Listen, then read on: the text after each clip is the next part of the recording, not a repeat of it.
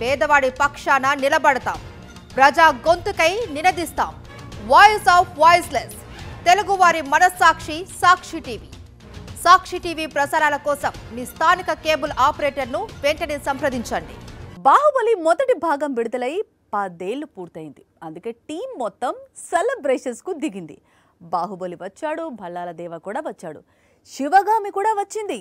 కానీ Devasena and Avantika miss కొట్టారు. అందుకే సోషల్ మీడియా వారిద్దరూ ఎక్కడా అంటూ దర్శక ధీరుడిని ప్రశ్నించడం మొదలు పెట్టారు. బాహుబలి తొలి భాగం విడుదలై 10 ఏళ్లు పూర్తి చేసుకున్న సంగతి తెలిసిందే. అందుకే బాహుబలి టీం ఒక్కచోట చేరింది. జై మాహిష్మతి అంటూ సెలబ్రేట్ చేసుకుంది. సింపుల్ గా రీయూనియన్ ట్రీట్ ను జరుపుకుంది. అయితే మెయిన్ స్టార్ కాస్ట్ అంతా వచ్చారు. మళ్లీ బాహుబలి రోజుల్లోకి వెళ్లారు. కానీ దేవసేన, అనుష్క, అవంతిక, తమన్నా ఎక్కడా కనిపించలేదు. ఈవెంట్ ఏదైనా, ప్రమోషన్స్ జరిగినా కొన్నాళ్లుగా అనుష్క బయట కనిపించడం మానేసింది. చివరికి తన సినిమాల ప్రమోషన్స్ కు కూడా దూరంగా ఉంటోంది. ఈ దశలో కనీసం బాహుబలి రీయూనియన్ కైనా జేజమ్మ వస్తుంది అనుకుంటే నిరాశే ఎదురైంది. ఇలా ఎందుకు? ప్రత్యేకమైన కారణాలు ఏమైనా ఉన్నాయా అనేది జేజమ్మ చెప్పాల్సి ఉంది. మిస్ శెట్టి, మిస్టర్ పోలిశెట్టి తర్వాత అనుష్క నటించిన ఘాటి చిత్రం ప్రేక్షకుల ముందుకు రావాల్సి ఉంది.